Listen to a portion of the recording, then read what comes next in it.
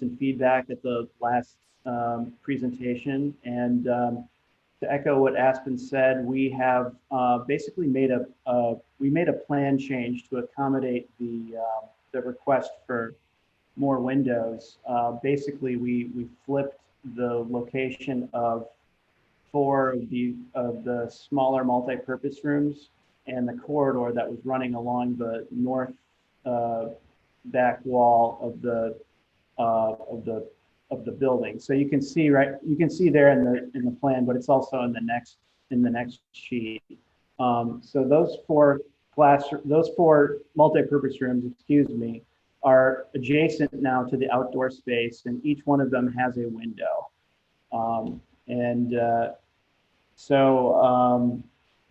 We have also added crosswalks. We flipped the orientation of the windows along the admin space on the west side as well, to basically provide a taller window with a shorter sill that would increase visibility between the admin offices and the adjacent side yard. We added, in addition to that, we added bike parking along the side of the building, which is between, if you go back to the site plan, it's between that ramp that's next to the parking in the main entry and the back steps. We added more variety in the tree species to address some of Danny's comments, and we also salvaged 3 existing palmettos that are on the site currently, and are proposing to relocate those on the public right of way as well, as shown in the site plan on Lake Forest. I believe that's. Oh, and we added a dumpster location to the north as well. That wasn't previously there, but there was a question about it. So there's now a dumpster enclosure location shown in the plan.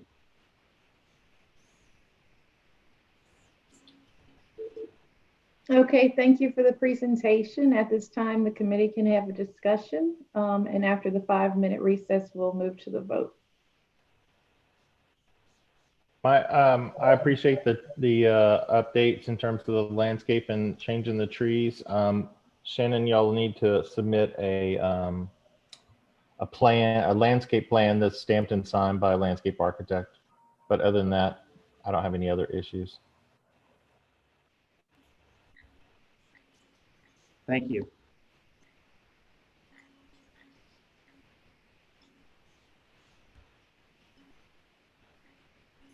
Okay, all righty. So if there's no other discussion from the committee, we'll move on to item number 3. The third item is the consideration of zoning docket 1521 for a property located at 4100 General DeGaulle Drive. We have Avery 4A signed up to speak on behalf of this application, and this application has not yet been assigned to a planner, so we have Stephen Kroll here to answer any questions. Yeah, and Haley, I can do a quick description. This is part of a shopping center on General DeGaulle near at Holiday, and currently there's a pair of multi-unit, basically strip mall buildings fronting General DeGaulle. The plan here is to demo one of those 2 buildings, construct a Chick-fil-A drive-through. And that is something that is normally allowed by right in the zoning district, but there's an overlay here that designates the drive-through component as, I believe, as a conditional use, and so this has to come through the conditional use process. Just in terms of, and this is really for Avery, in terms of an initial set of questions, the survey shows that essentially the building's going to be demoed and that this Chick-fil-A and then the adjoining LA Nails structure are going to be on its footprint. Avery, there's an image on, I think, page 5 of the packet where the site plan's overlaid onto an aerial photo. And so we've got really detailed drawings for the Chick-fil-A. It looks like there's also going to be this LA Nails new, I'm presuming that that's a 2 or 3 unit strip mall, but there's, outside of the box on the site plan indicating its footprint, there's no elevations for that. And because that's going to replace an existing structure, we do need to see elevation drawings and floor plans for it so that we can make sure it's meeting the design requirements. Because the entire shopping mall is under this conditional use ordinance, so we do need to see how all new components of it incorporate into the revised site plan. So I hope that was clear, Avery. Let me know if you have any questions about that. In terms of the Chick-fil-A itself, based on initial review, it looks like the things that your architect is going to need to deal with is, number one, there's a 10-foot landscape strip requirement in the front that's not being shown. So you'll see there's something similar in front of the Walgreens next door. I would suggest pulling that over to have that. That's going to require perhaps the parking to be eliminated or backed up. So, that's something that the designer needs to consider. Additionally, the front elevation facing General de Gaulle needs to have 50% transparency. It looks like it's probably in the range of 30% or 40% now, so that's going to need to be kicked up. And then finally, there's a 20% permeable open space requirement for the site, and we're going to view the site boundaries as the boundaries of the leased area. So unclear whether or how that's met. I think having that planting strip in front will help, but they're going to need to look into the use of permeable paving, additional landscape and permeable areas to meet that requirement.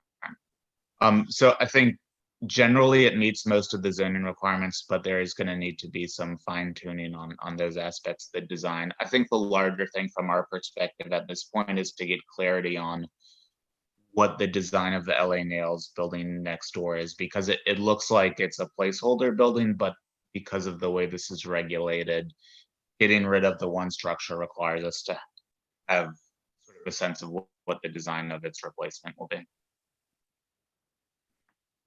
Okay, And great. Can you, oh, sorry. I was just going to say that's it for me. Okay, great. Thank you for all that. The great summary. Thanks, Haley. It's nice to see you guys virtually. I'll bring that back to the design team. I also just wanted to say that Patrick Davis with Restaurant Development and Laura Nuno also with Chick-fil-A and Innovation and Design are on the call. So I'll certainly be tagging them in. We'll get some more information about that other building. We are representing Chick-fil-A here, but I'm sure that we can get with the more holistic team and the landlord regarding the other building and if and where plans are for that. And then I made note of the other 3 brief design things. And yeah, gave a great summary. It would be permitted otherwise except for the overlay, which is kicking us into a conditional use. I would say that this Chick-fil-A is more akin to what you would know as a Chick-fil-A in terms of layout, lots of drive-through, and then parking. And with that, I think I'll just turn it over to Patrick and Laura and kind of maybe let them walk us through the site plan and the elevation. And also just one more quick note, we did include signage as a part of this, the conditional use to be reviewed as a part of the whole. So, although I'm not aware of any variances at this point. Sure, thank you. Thank you, Avery, and thanks, Stephen, for that summary of items that we need to kind of dig into and address. And we definitely think we can address those. So really excited about the opportunity to come here in the community. Again, I'm Patrick Davis with Chick-fil-A's Restaurant Development, and as Avery just mentioned, this will be more of our traditional restaurant with seating, some interior seating, as well as the drive-through and parking around the perimeter. As it relates to the questions around the existing strip center, the demo of that, and kind of the remaining of the LA Nails, I know the landlord is also working on their design, and we actually just saw some of their preliminary designs. They just sent them over to us actually just last week, and so they're going to be kind of coming forth with their kind of design and submittal process through the parish. And so I don't want to necessarily speak for them, but I do know that they have generated those documents. Actually, like I said, I just saw them for the first time last week.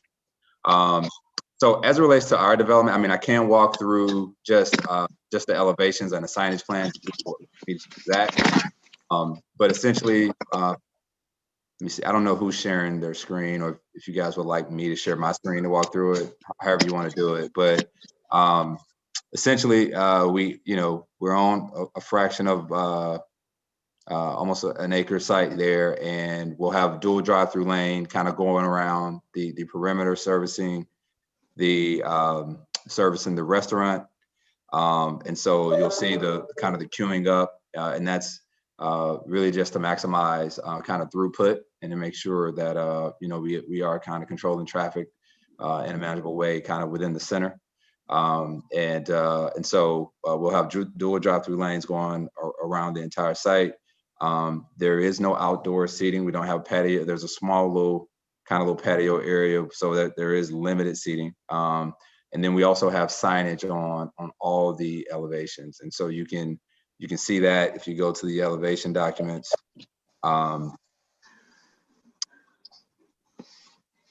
There you go. So we have signage kind of on all the various elevations with a combination of our standard Chick-fil-A strip signage and just the logo.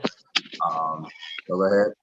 You also see we have our standard canopies kind of at the order point, as well as the meal delivery point, which is a part of our brand standards.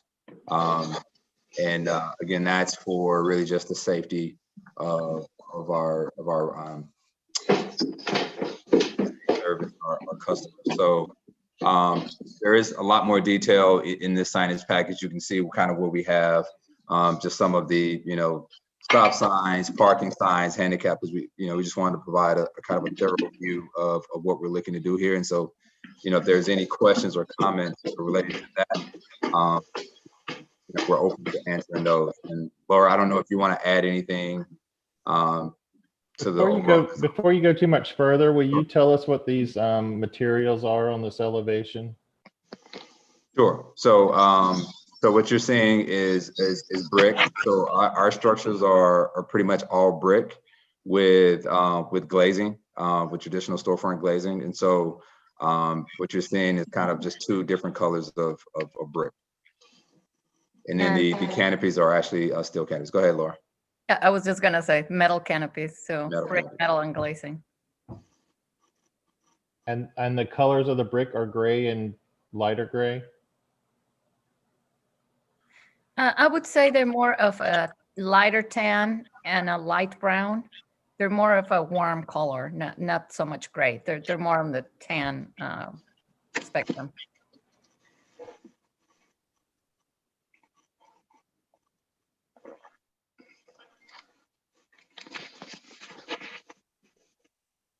Any other questions about the elevations or what you guys are seeing in the package?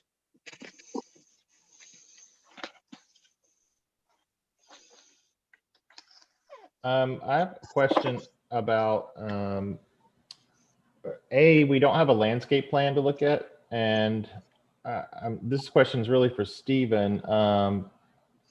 They're required to meet the current CZO, correct?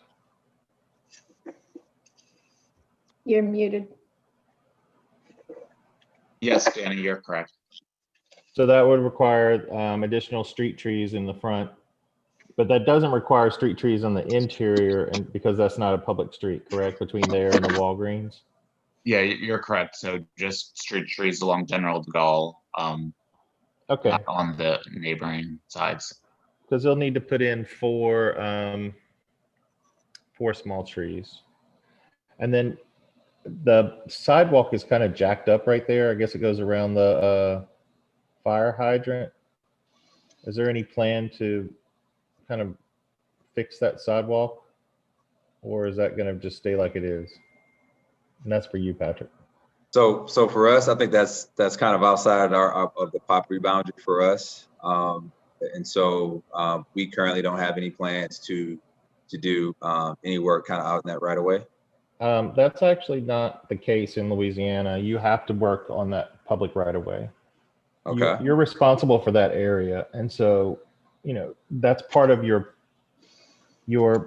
project, but I don't see how pedestrians get from the street to your building. Where's that? So are you referring to like a crosswalk across the drive, or? I'm referring to how are you going to get people from the sidewalk to your building? So typically we could do a crosswalk from just a hash crosswalk area from the curb or from the sidewalk kind of to the patio. I think on a recent project we just did in Marrero, which I think is similar or same parish. No, we were it's not. No, Okay. You're in a much different parish now. So all right. Marrero is not Orleans Parish. All right. So excuse me for saying that. So we would we would try to do a crosswalk to show a walking path from the sidewalk to Well, look, the problem is that this site was kind of part of the whole pedestrian network within this shopping center. I mean, you have a walkway that goes straight from the canopy next door across this site and into the Walgreens next door. And so you have this walkway that you would walk basically up towards where the drive-through is now, and then you turn left across this internal roadway that gets you into the, you can turn left going to the Walgreens, turn right, you're going toward the LA Nails thing. So, I mean, it seems a little ridiculous to just kind of blow up the entire pedestrian network just so you could stick the suburban model, garbage into this. I mean, there's just not been any kind of thought towards the internal circulation in the shopping center. Are you talking about accessing from the north side of the site? I'm saying that there's a pedestrian walk today that goes clear across this site between the LA Nails, where the LA Nails is shown, all the way to Walgreens. And then the sidewalk connection that Danny's talking about is going from the corner, from in front of Chick-fil-A, basically close to that driveway going across there. So there's like there's a really obvious, clear pedestrian network in the shopping center that, I mean, it's so if you kind of sidewalk, it's what Danny's talking about. It's already set up. That's how you get to Walgreens from the street. You can't just, how do you just blow that up? So if you look at the kind of I'm not sure who's drawing, but whoever drew the arrows, they actually drew right across the the crosswalk, so you can see the hash in the median coming from the Walgreens, and you see a crosswalk kind of coming across our drive-through, which creates again a continuation across the front of our property, and then across. There isn't anything coming from the other side. There's nothing coming from LA Nails, obviously. And there's nothing coming from the street. All you have is this walkway that goes into a curb, doesn't even have a crossing across the median to Walgreens. So I'm not buying it. I don't think there's any consideration. I don't know what that strikes me. Yeah, this is Steven from City Planning again. I think the developer, is in a position where he's looking at Chick-fil-A, and then he's got a landlord that is developing LA Nails. And so, I think, Avery, to my point earlier, I think the more we talk about how Chick-fil-A fits into LA Nails, which then fits into the larger context, will make it easier to, create pedestrian circulation that continues across the whole. I think what's shown on the image here is a good initial suggestion. I think if walkways are brought sort of along the length of the site and then up from the sidewalk, kind of mimicking what's shown here, I think that's going to go a long way to both creating that connectivity that Lewis is referencing and also meeting some of the zoning regulations around that. Currently at sort of the edge of the private street that enters into the shopping center, there's a pretty good pedestrian circulation. It's going to sort of conflict with the new drive-through location, and so that may need to be shifted over kind of to be more centered on the front of the structure. So I think these are, Louis, your comments are well taken. I think these are things that we can kind of work through, especially as we pull the LA Nails development and the other plans for the rest of the shop. Yeah, and it does go past the LA Nails too. So I mean, I would hold LA Nails to all the same stuff, you know. It basically it keeps going to the rest of the old part of the development. You know, so I think it's a good element that should be maintained within the site. What happens with the, what happens, I'm draw a little dot right there. What happens to those utility boxes that are right there? I guess those are transformers maybe? Yeah, there's currently transformers there. So as a part of the landlord is demoing kind of half of their strip center. They will relocate utilities. Those utilities will be relocated to kind of part of the rear of the property, if you will, and be redirected to service this strip center, as well as we'll pull utilities from for our building as well. So that's the rear of your piece of property, or the rear of where LA Nails is, or where? The rear of, so again, this is all the same landlord, right? Yeah, I know. But more in this, I guess you can't see my cursor. I'll say the northwest corner, if you want to say, of our property, but outside of the property boundary. Okay.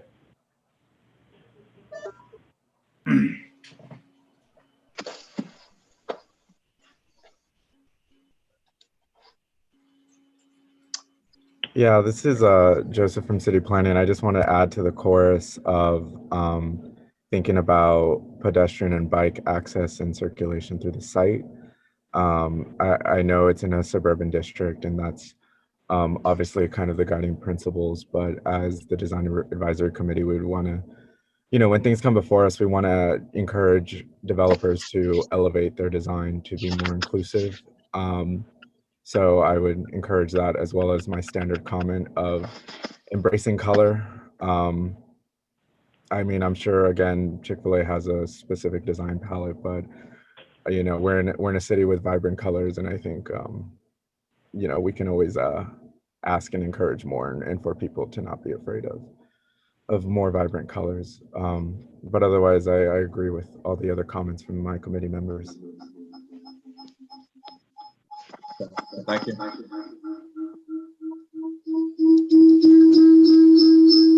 Okay, so that may be the end of the discussion for this. And the last is, was there any more discussion before we move on? Okay. Item number 4 on the agenda is a discussion with the Executive Director of the City Planning Commission. We're going to hold that discussion until after the end of the 5-minute recess and after we've voted on the other items. So this concludes the presentation of dockets. The committee will now recess for 5 minutes and return at 10:35 a.m.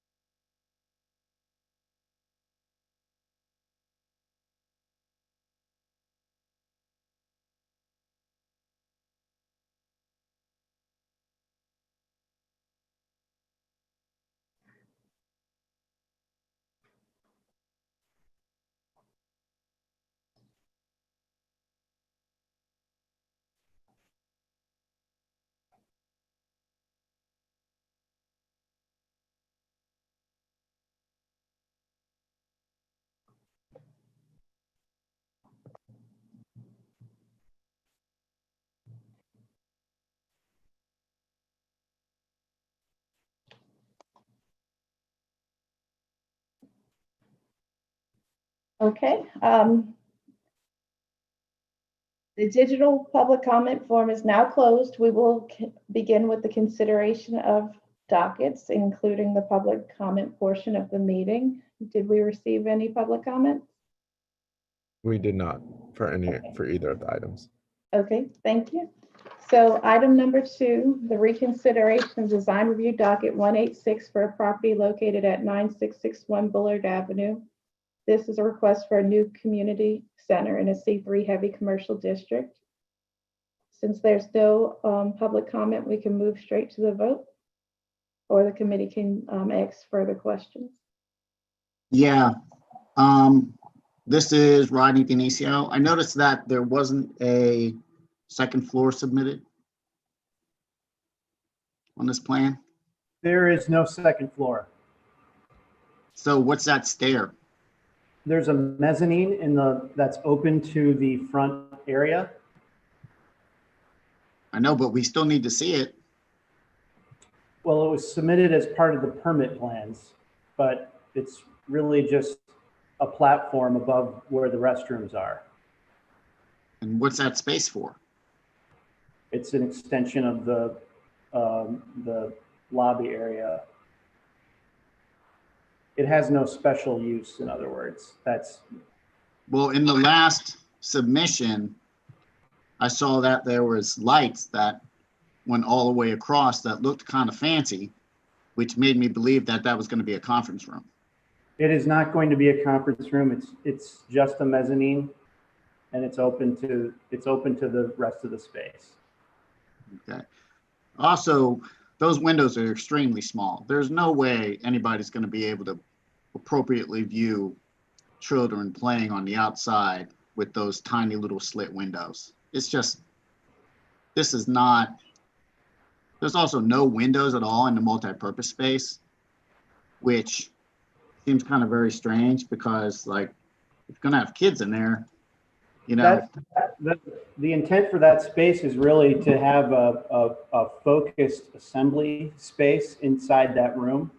There's no intention of seeing or being seen from the outside in that space. It's a community center for kids. Being able to see outside is a good thing. Natural light saves on electricity costs. You know, I'm very confused as to the inability to provide appropriate windows in this facility. It's just mind-boggling to me. You know, a 12-inch wide window is not going to provide any light in this space. Those are wider than 12 inches. Those windows are 2 feet wide by, I think, 6 feet tall. So they're big windows.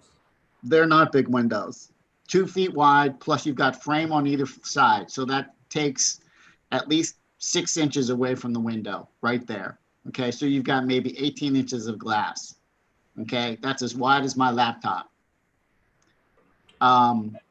You know, maybe if they were the other way, you know, 6 feet across, 3 feet high, you know, that would be a good sized window for the admin people and the people in the offices to be able to see what was going outside, to make sure that the children are safe. Because it's all about that. Respectfully, I'm not finished talking. Not finished talking. Okay. I mean, you've interrupted me more than once now. I'm trying to be gracious. Okay. Sorry. I'm giving you my professional comments as an architect. Okay. I don't know what the programming is of this facility. It just seems very strange on the inability to provide natural lighting into a space that is supposed to be for the betterment of the community. It just seems like something else is going on here that we're not being privy to, which is fine. But we're going to look at the plan and we're going to look at the elevations and we're going to make comments. Okay, My comments are that there is not enough windows to allow natural light into this space. And for the function that they're presenting to us, it doesn't seem like these windows are big enough.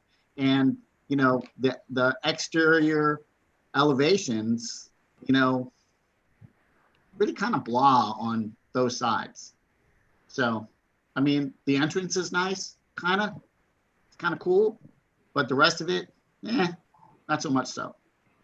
okay, thank you, Rodney, for your comments. We'll be sure to include those in our staff report and get it to Bob for his review. Does any other committee member have any more comments before we move to a vote? I just wanted to agree with Rodney's comments that providing windows in the facility, throughout the facility to the extent possible, seems like a good move. My only comment is going to be that we need a landscape plan stamped and signed by a Louisiana licensed landscape architect.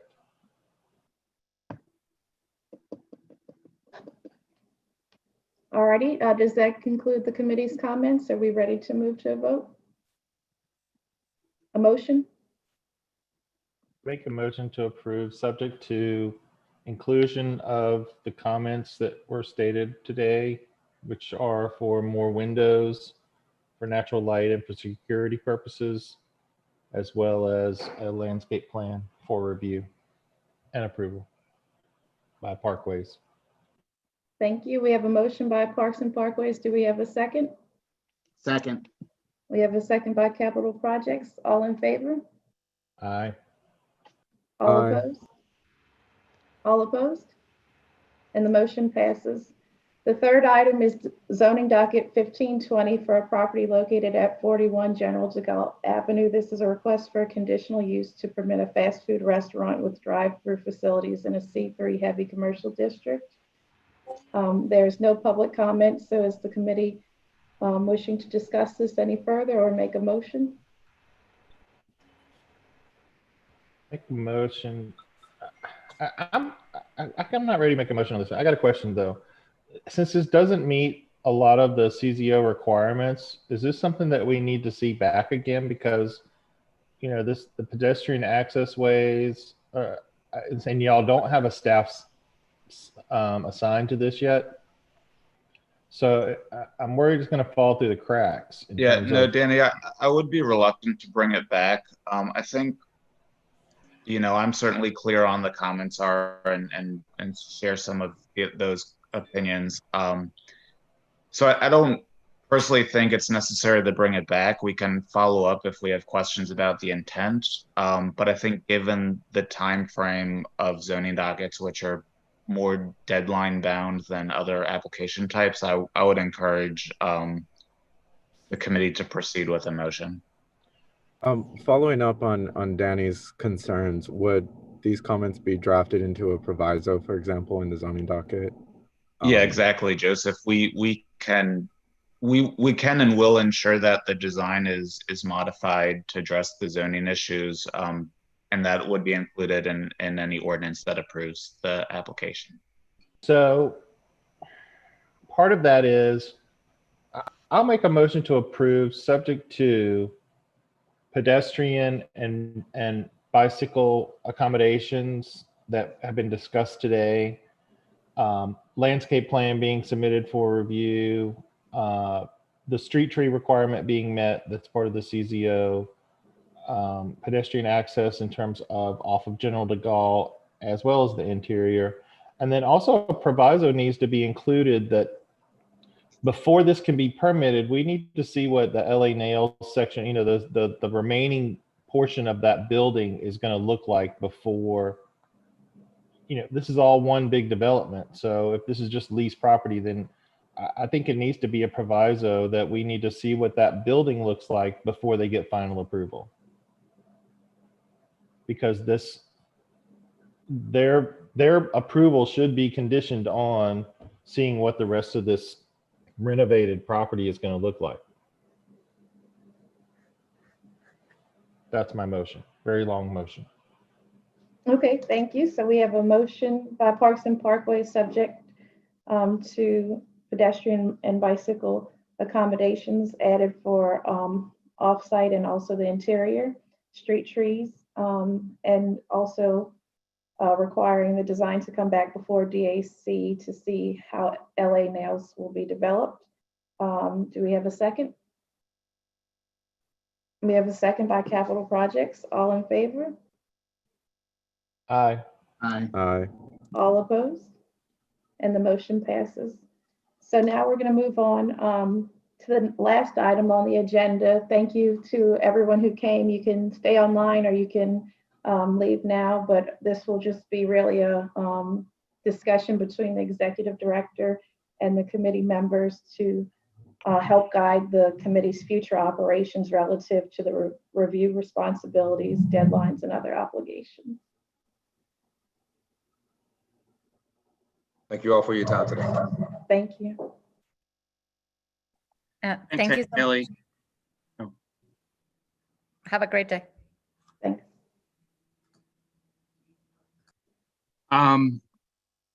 So I'm going to try to be real quick because I know y'all have a bunch of work to do, and thanks for indulging me here. I really wanted to just spend a couple minutes with the DAC. I generally don't end these meetings. I leave it to my staff to manage the meetings. But I did want to check in because there are a couple of things that have been on our mind as staff, and I think the recent budget outcome for the 2021 budget has caused us as a CPC staff to take a look at everything we do, and to the immediate concern that we have is, having been budgeted in 2021 at 60% of our 2020 level, and the reality being that our staff level is significantly below that.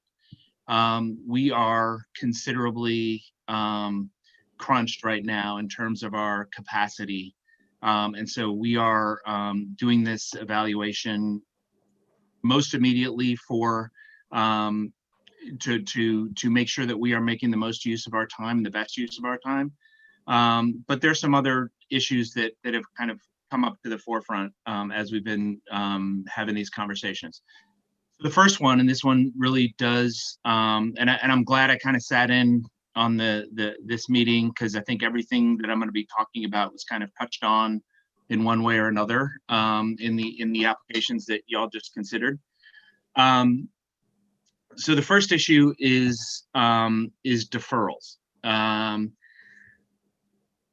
What my hope is that we can eliminate deferrals to the greatest extent possible, and the reason is severalfold. The capacity issue is just a kind of a straight, simple. If we are reviewing the same application 3 or 4 times and having to administer a meeting around that application, we are spending a significant amount of staff time more than if we had just seen it once at a meeting. So what I would like to work towards and ultimately get to is having the DAC operate like our commission does, with seeing an application, voicing concerns and recommendation in the form of provisos, and leaving it to the staff to ensure that those sentiments are put in place. We do that with our commission.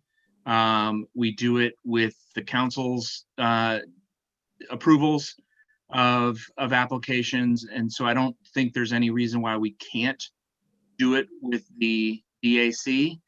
I understand that design is also often a very fluid kind of conversation, and it's a very visual thing, obviously. And so I do understand the preference to sometimes see a finished product before weighing in on it, but I do think that we need to kind of break out of that habit because of a capacity issue we need to, as staff, not be revisiting. And I think from the applicant's perspective, the and Stephen mentioned, you know, in the context of conditional uses and variances, the work of the DAC, if we're deferring, if deadlines have already been triggered on other processes, it creates a real conflict for us.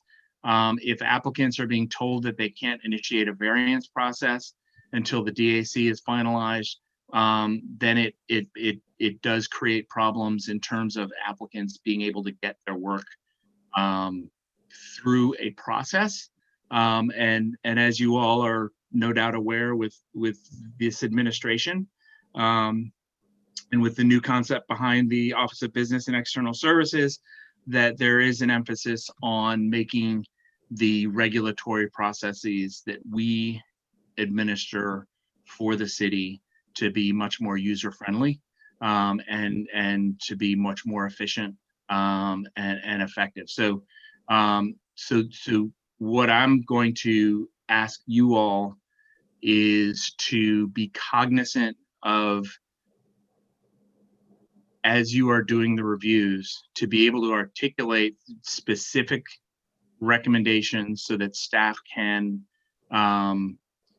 make sure that we are clear when we are doing the follow-up with the final plan submission, that we are aware of what your concerns are and what your intended solutions are to the concerns that you've raised.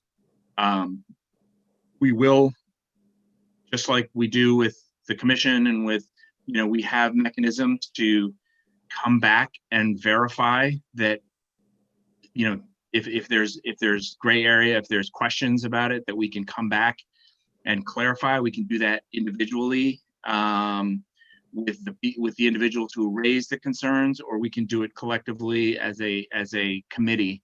But my preference would be to not have the back and forth be as prevalent as it has been. The final issue, and I'll stop talking on this particular topic and give you all a chance to weigh in, is just from a staffing perspective. We do not have a very formal structure of ensuring that, you know, if something is deferred, if the commission defers it, they're going to defer it to a specific meeting. When things are deferred here, it's a pretty open-ended thing, because the applicant then has to go back and redesign, and that's not as definitive or as predictable a timeline as maybe we would like to see. So we have open-ended deferrals, and applicants will at any given time submit things back to us, and what we are trying to look for in our staffing and in our workflow is to have a more predictable workflow, so that when somebody submits something to us, we have a predictable plan for how long it's going to take that review to take place. You know, we get deferral, you know, we get applications for design review deferrals resubmitted to us, and the expectation from the applicant is that it's going to go immediately back to the DAC and move on. And that's not always possible with the staffing levels that we have. So again, we're seriously crunched as far as capacity, and we are hoping that we can get a more streamlined process through the DAC. I know it's not a switch that we flick and things change overnight, but I really would like you all to focus more on making sure that we can get things reviewed and move on with some concrete suggestions going forward. Comments? Bob? Yes. I do have. So these two cases are actually a really good point. So a lot of times we get projects that we're asked to review, and we don't have all the information, and it's design specific. Honestly, I couldn't care. There's very little on the interior that I want to know about, other than if there's something on the interior that's driving a design decision, for the exterior. But both of these, the site plan is on the first one it's fine. They did what I asked for the trees and everything. That one, they did what I asked. I talked to Shannon, and I talked to him after the meeting, and he did what I asked. So I'm great with that, but they still need to have a stamped and signed landscape plan, which they don't have. The Chick-fil-A one, So let me, they don't even have a site plan. So let me, when we let me don't, ask, oh, go ahead. let me ask just on that particular thing. There is a, There's to a the extent that checklist. a stamped and complete and stamped landscape plan is a requirement, Per the CZO, they're required to do it, right? right? And so the question then is, if we are seeing something at the DAC where there is a incomplete or a partial landscape plan that is presented to you, and cognizant and being aware of the fact that there is a review process down the road where that complete landscaping plan is going to be submitted and reviewed for completeness and compliance. At this stage, what are the things that we can do to either, there are two solutions there. One is we get a complete, we change the requirements and require the complete plan to be submitted up front, which is going to be problematic for applicants from what I understand, because Well, let me when put it they are this coming way. to you, they're not as, hold on, let me finish. Yeah. Or is there a way that we can, as a DAC, in fact, recommendations about, here's the concerns that are going to come up with this design when you're dealing with landscaping issues. And therefore, we want to make sure that you are, when those final plans come into place, here's what we want to see in those plans. And then the staff can review those plans when they come in accordance with the concerns that you've raised at the DAC level. But that's what I'm talking about, that we're not even getting that level of a plan. What we're getting is what we're seeing right here, which is there is no landscape plan. There has been this plan doesn't meet the basic tenets of the CZO. So we're being asked to review something now and say, okay, I see what you're saying. Hey, here's suggestions, but then that's doing the work of the applicant for them. Why aren't they doing the work before they submit these plans to us? That to me is the confusing factor, because there are a certain number of trees, and if they don't meet those, those design decisions are made, which could affect this entire site plan in terms of, well, they don't have enough trees, or they don't have enough, they don't have the right pedestrian crossing, or they don't have enough parking, or they have too much parking. And so there's got to be some kind of cursory, or at least say, hey, you know what, it meets these basic items before the DAC actually even looks at it.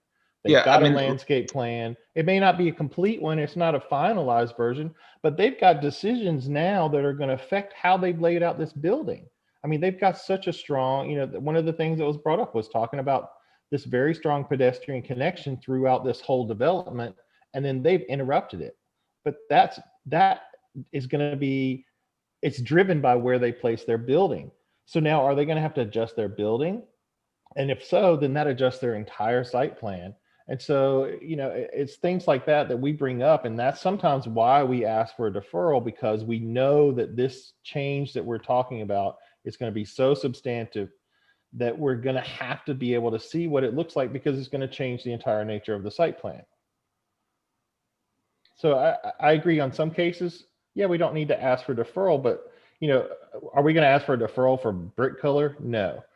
Are we going to ask for a deferral because their site plan, they didn't provide a site plan, or they don't provide elevations? Then yeah, we if we don't know what it looks like, can we give them an idea of whether or not they're meeting the expectations? Stephen, can you comment on the completeness of what is actually required? If it's a disconnect with what is required to be presented at the DAC? Yeah, so Yeah, I'll try to address that. I think the issue here is that we get plans where, as it relate and relative to landscape, relative to site plan, relative to any aspect of design that don't meet zoning requirements. And so for Chick-fil-A, since that's on the screen, when I did a presentation at the outset, there are, you know, they are showing the locations of land of where landscape would be, but I can tell that they're missing a strip in front. They're missing, there are many things that they're missing. And so we do have submittal requirements. We do require landscape plans in general. That they may have not submitted one here and I just flat missed it, but in general, we require these things. But we also find that most of the time, any number of zoning requirements are not met. And so I think our timeline is so truncated, we don't require plans that meet all zoning requirements at the time of application, because part of our review is to figure out what the applicable zoning requirements are. And so I think that the only way that's practical, and I realize that it can be creates a challenge for the committee members, is to show you what they've given us, because we're kind of concurrently working through to figure out what the zoning requirements are. And so I think if you can make suggestions about what you would anticipate a good landscape plan for any site to be, we can incorporate that along with all the other zoning requirements. I think, I think just the nature of where the developer is at the time of application, where they often haven't consulted a landscape architect because they don't even have an entitlement yet, creates a challenge because our process is so truncated. So yeah, and I mean, I understand that part of it, Steve. I kind of just would I thought we had a checklist of what we needed to see for every project, and that was elevations on all four sides and rendered elevations, a site plan / landscape plan, and any special signage or whatever. There was something, I remember there used to be a list of, here are the things that we need to see for our review before this comes to the meeting. Yeah, I think so. The legal requirement is site plan, elevations, landscape plan, all of which are for Chick-fil-A are here, with the exception of the landscape plan, which again I missed. The things that we've historically encouraged people to bring at the request of the committee are material samples when we were meeting in person, renderings, color elevations. Right. And if that's something that the architect already has on hand, it's easy to get. When they don't, we don't really have a stick to hit them with to compel them to do it, because there's not a legal requirement. So I think, to answer your question, we ask everyone to provide those things, but I think the very baseline is what you're seeing on this Chick-fil-A application, where it's kind of the plans, elevations. Right. I mean, we get these plans and they have, lots of information and lots of signage information, which is good. I mean, that helps fill out the idea of what is this elevation going to be. And sometimes we get caught up in a lot of interior work, and frankly, interior has nothing to do with what we're doing, other than the fact it drives some external design decisions. And so that's why it's good to know what the floor plan is, but we don't really get a say in because this is really about the exterior and how does this meet the community visual standards, right? And so, I'm kind of thinking back to some other cases that we've had recently where we didn't have an elevation for anything but one side. We didn't have a site plan. We didn't have, a filled out site plan. We didn't have landscape plans, and we're asked to do it. So we're reviewing it basically conceptually. And that's where that's where some of these deferrals come in, because we're seeing them on a much more conceptual level, and right. they're not a available permit, Right. But what you're speaking to is number one, Stephen, Haley, Joseph, we should not be having things coming to this committee that don't have complete packages. Whatever that complete package is, that the things shouldn't be coming here, right? And then Once we have a complete package, we then should be able to have a review and identify what deficiencies there are. Okay. If there are zoning deficiencies, again, there are processes that are running separate from DAC that are going to catch all that stuff, right? It's going to be plan review and in safety and permits. It's going to be, you know, the zoning review that we do as part of a conditional use. It's going to be, so those things are going to get caught. That's not something that, you know, it's certainly helpful if, you know, the DAC is identifying those things and saying, yes, you're deficient here, and so you're gonna have to deal with that. That happens at the City Planning Commission all the time, right? That somebody submits a plan, it doesn't meet the parking requirements or it doesn't meet the landscaping requirements, and there's a proviso that's attached. It needs to meet those, right? And then when we get to the final plan stages, if they have met those and the plan is substantively in compliance with what was approved, we can sign off on it. If there's major changes, like you said, Daniel, that in meeting those deficiencies, they substantially change the plans, then we got to go back and we got to start over, right? And I think that's, you know, part of this conversation is understanding and kind of defining the scope of what the DAC is looking at. Again, identifying things outside of the scope of the DAC is perfectly fine, but there are mechanisms in place that are going to address those and are going to catch those and are responsible for doing those. What you know, I think in looking at the DAC's function is to identify, you know, we've got design guidelines that are all throughout our zoning ordinance, and that's really the structure around which, especially, you know, for the zoning based design reviews that you all are doing, that's the nature of the comments that we should be getting from you all is, here's the, you know, so the last one about the windows, what is it about the fenestration that is problematic in terms of what the design guidelines in the zoning ordinance are saying? Okay, I understand that there may be problems with, you know, whether or not you can keep eyesight with kids on the other side of the glass. That's not something that the zoning ordinance is structured around. So is there a design aesthetic from the perspective of that fenestration type that is running counter to what the guidelines are suggesting, and our responses in terms of recommendations should be focused on that, right? So and again, this isn't a thing we're just going to flip a switch and everyone's going to all of a sudden change the way they're doing things. I understand that. What I'm trying to do is get the DAC to be more efficient and have a process that is more, that allows us as staff to make more efficient use of our time. Okay. And at the same time, maintain the same quality and achieve all of the design outcomes that the zoning ordinance calls for us to achieve. Can I say something? Of course. So I can appreciate everything that you said.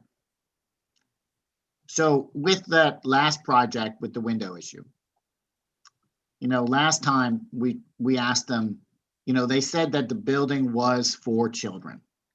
Okay, community center for children to enhance the neighborhood for children, teens. And, you know, it's, you know, the neighborhood is, you know, borderline. It's, you know, probably low to mid income,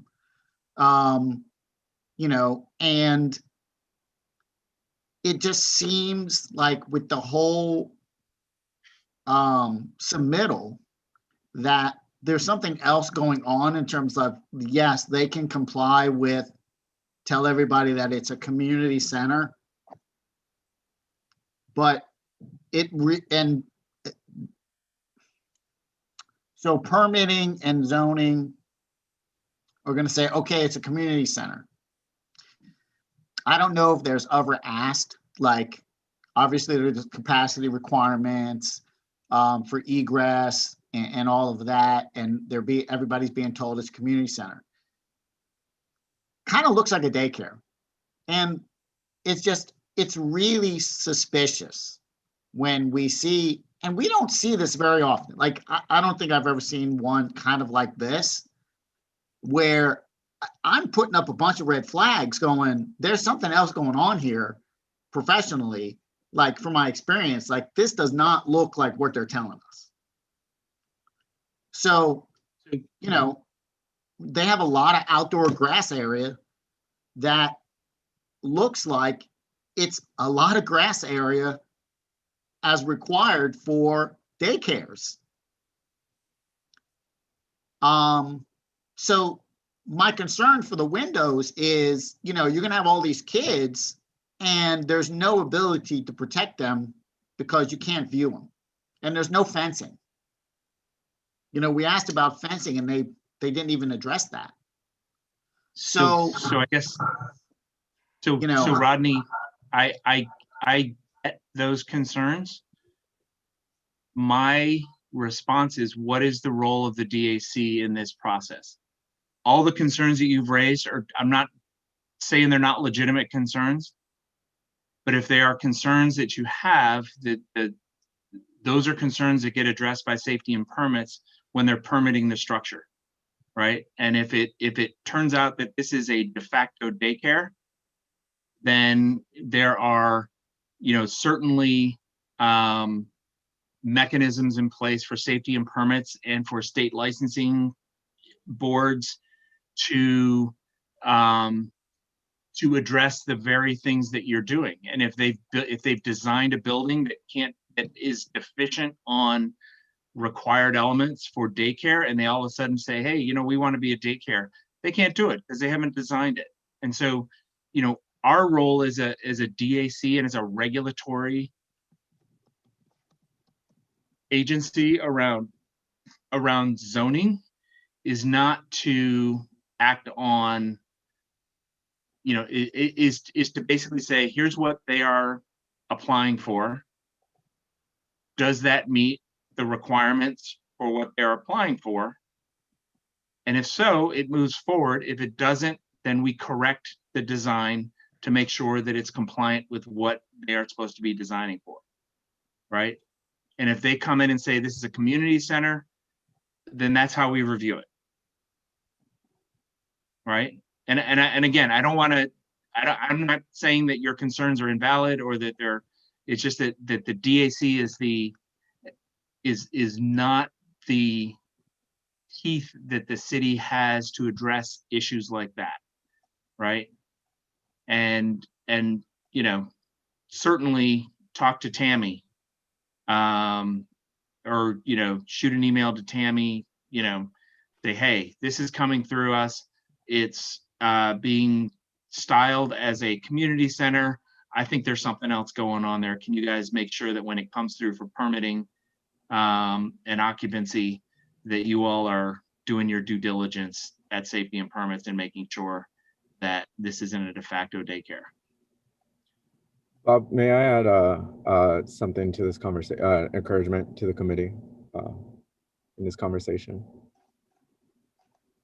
I just wanted to say that, you know, Bob, as he alluded to earlier, has entrusted Stephen, Haley, and I through this process. So I don't know how to word it, but basically, like, you know, as we continue to have DACs, like, we as committee members, please don't be afraid to rely on CPC staff for questions when things do arise in this context, right? And so, for example, if there are things that we need to flag in Llama that can be done offline but still move a docket forward, you know, we can address that, similar to how we've done it through PAC and subdivisions. And so I think there, as both someone who holds design very crucially, the public design realm, but also is feeling the weight of the staffing pressures, this is, you know, a very, a consideration that, well, more than a consideration, but I'm coming at it from both perspectives, and I think we as CPC staff can continue to advise the DAC on those kind of provisions. And so, yeah, it's not like we were being left in the woods here, and I just want to kind of make that. Yeah, I'll echo that. And Rodney, this is, I tell my staff this all the time when, you know, my staff is raising concerns about something, but their concerns are kind of about things that live outside of the zoning ordinance or live outside of the purview of the city planning commission. I have the same conversation with them that we're having now, is that we have a, you know, we have a responsibility to make sure that what's in our lane is taken care of.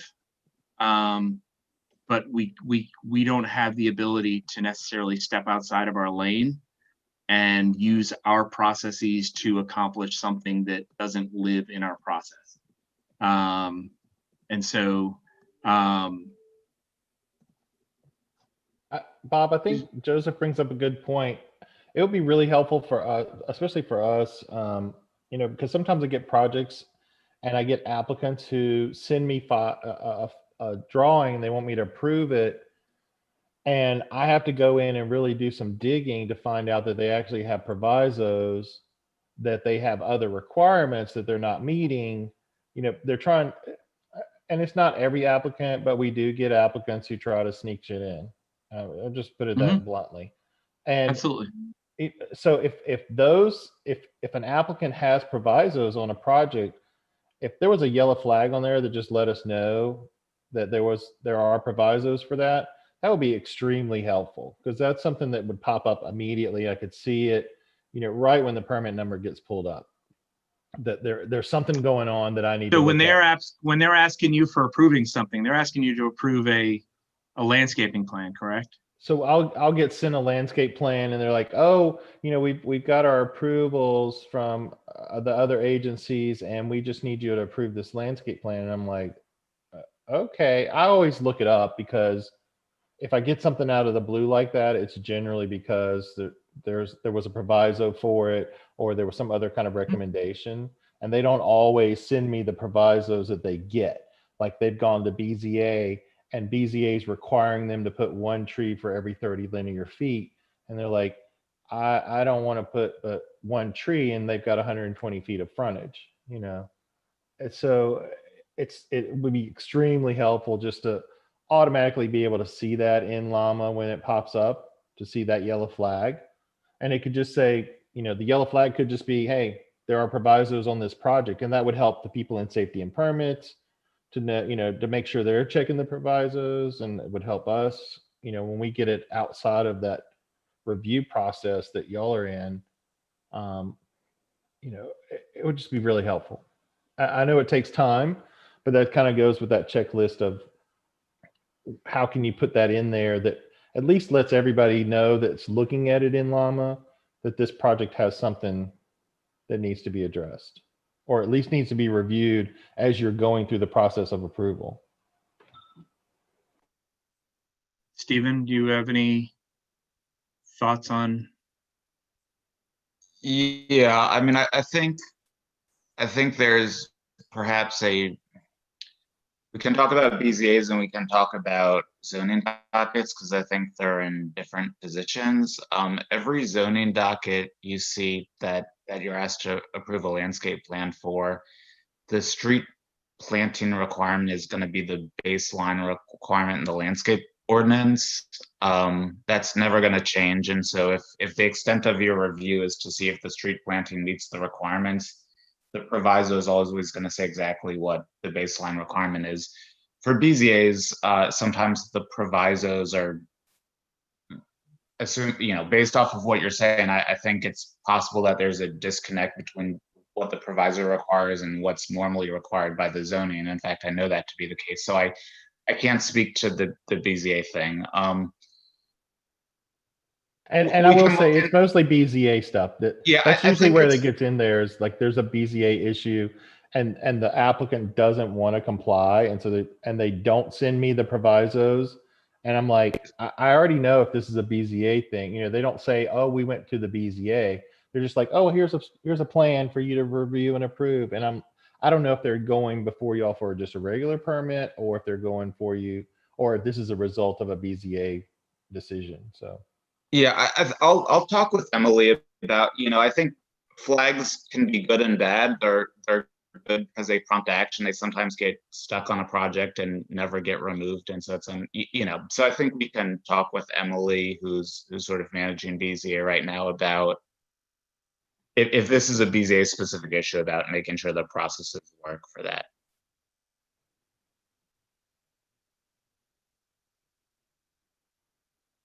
All right. Any other questions about what we've been talking about? And I kind of a related note is, we talked about scope of review, we talked about deferrals.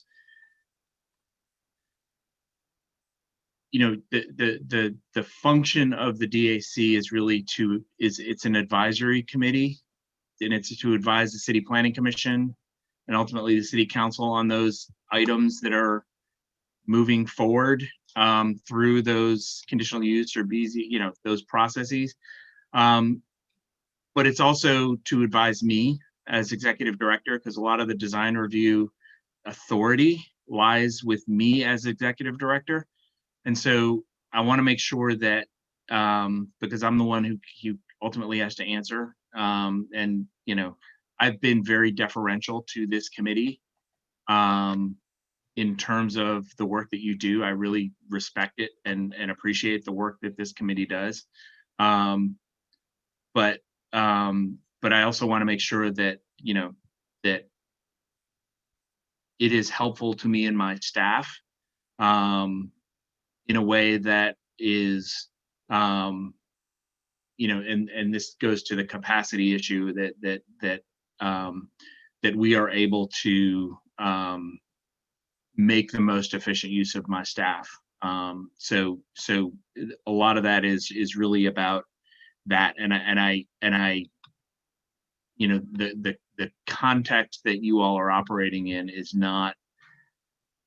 It's not like the HDLC where they're the final authority on design stuff. The council or I, as the executive director, are the ones who are authorized to make those final decisions. So keeping in mind that what you all are doing is advising those decision makers, whether it's me, whether it's the council, whether it's the commission, and giving us the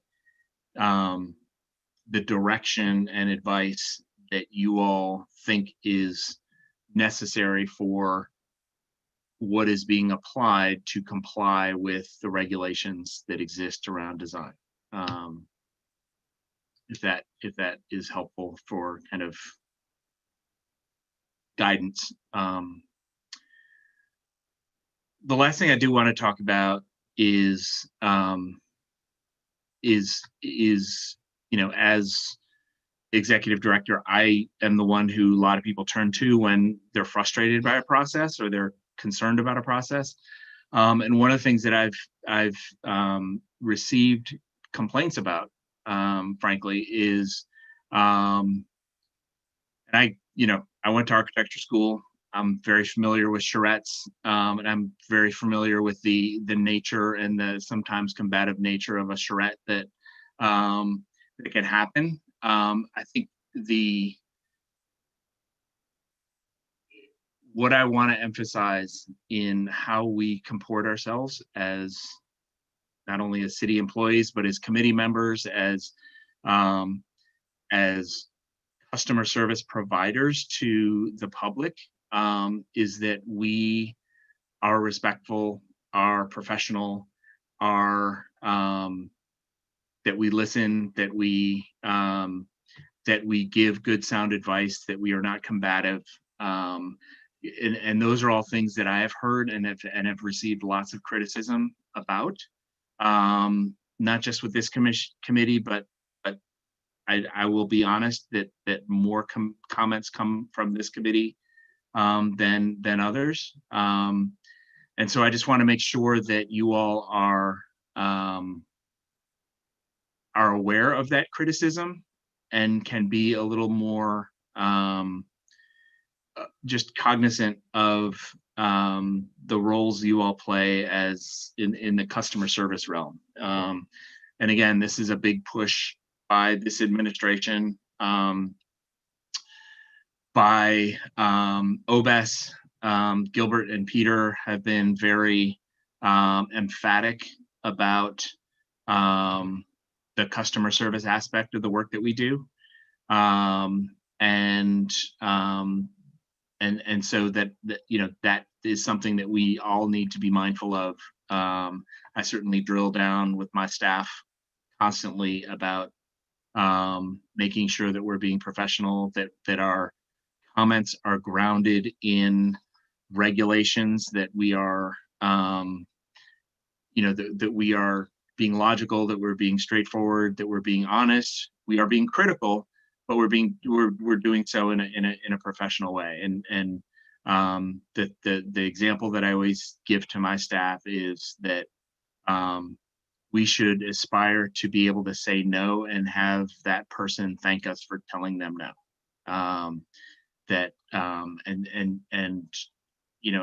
It's funny because Emily actually sent me an email about a month ago and said that she actually did that and somebody thanked her for it, and she kind of freaked out because she didn't think that was possible. But I do think that just being mindful of how we interact with the people who've come before us. They're all not trying to get away with something. They're all not, some are obviously and are going to do that. That's just the nature of the work that we do. But if we can stay professional and stay respectful, that only makes our work all that much more easier. I don't hear as many complaints. So if anyone has any comments on that, I'm happy to have that conversation. But that's and I will say that's comments that I've heard from people up the chain, as well as people from the public. So I just want to kind of give you all gentle reminders of your customer service role. Any questions on that?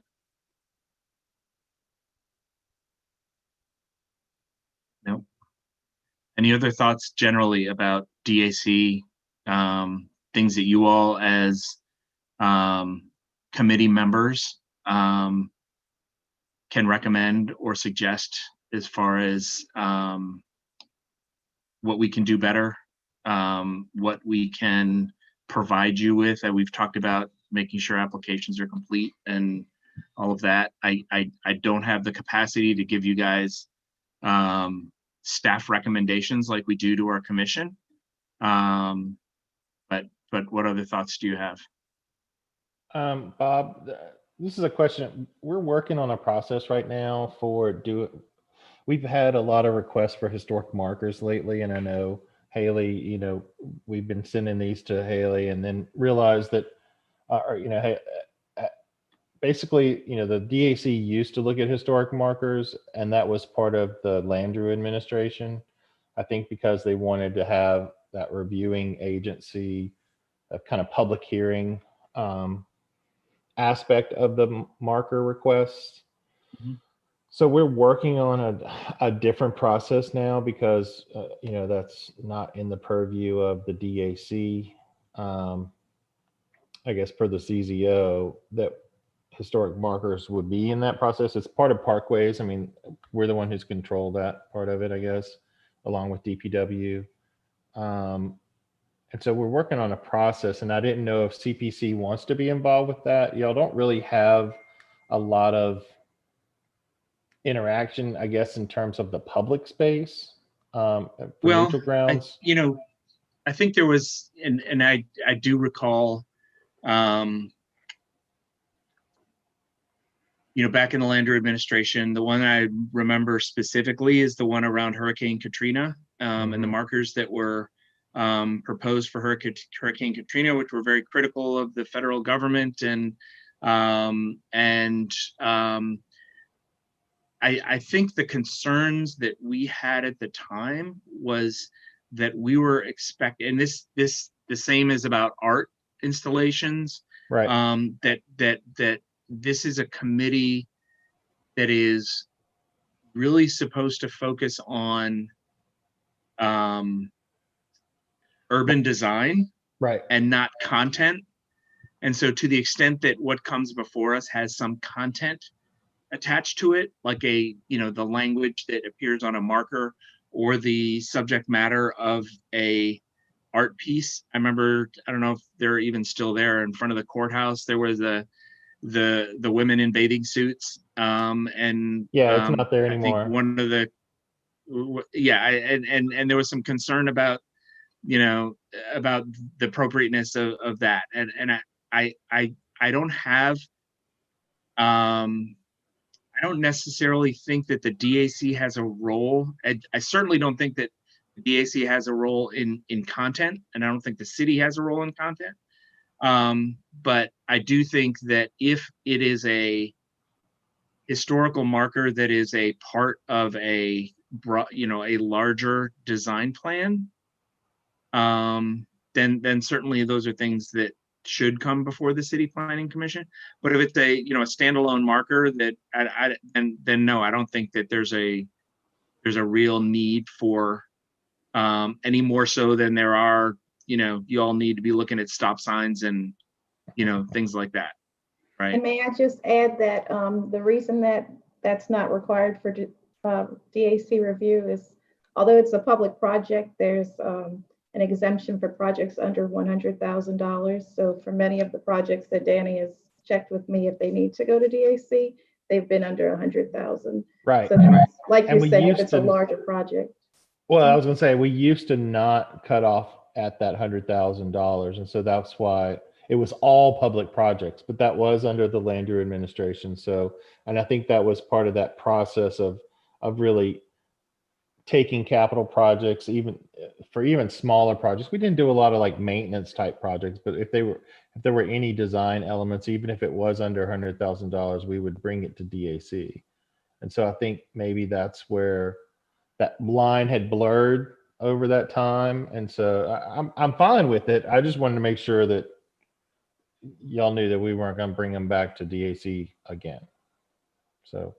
No, and that's fine. And again, if there's ever any question, feel free to get in touch with Haley and ask if that's something that should come before us. But yeah, I've been checking, but it's pretty cut and dried. I mean, not cut and dry, but we do get a lot of requests. So, and one of the issues also is, and you're familiar with this, with the 2015 zoning ordinance and the expanded kind of authority of the design advisory committee, that portion of it is pretty well codified. We have zoning regulations, we have design guidelines, so on and so forth. The DAC has been around since the 1990s, and it really was intended as a way to kind of coordinate the capital projects work with the zoning regulations, so that we weren't kind of committing federal funds to projects and designs that didn't comport with the zoning regulations. And it's kind of expanded beyond that to, like you said, just anything designed in the public realm is going to get sent to us. So this is a project that's way down the road, but I do think that the original language of that 1990s, I think it's a EAO policy memorandum, if I'm correct, and I think it was adopted into the CPC rules. That language hasn't changed all that much, and that may be something that is worth revisiting in terms of clarifying the scope of this panel with respect to the city's design projects. But again, no one has time for that right now. Yeah, we're all a little tight on time right now. Right. So, any other thoughts? This has been a nice discussion, and I realize we're kind of towards the end of it, but there was one thing that we had discussed that would be helpful, which is bringing sort of informal reviews before DAC. Before a project is officially submitted, we wanted to give the DAC a chance to look at them, so we're not as constrained by the deadline. Yeah, no, thanks for bringing that up. And this is something that we've talked about for a long time, but again, it's one of those things that is never really been formalized. And so I think one of the things that we may be putting some time and effort into is coming up with a strategy to try to steer people to come before you in a less formal context, to basically throw ideas by you, and then you guys can just have at it, because the whole intention would be for them to just get your thoughts and ideas. That they'll all be non-binding. It'll be,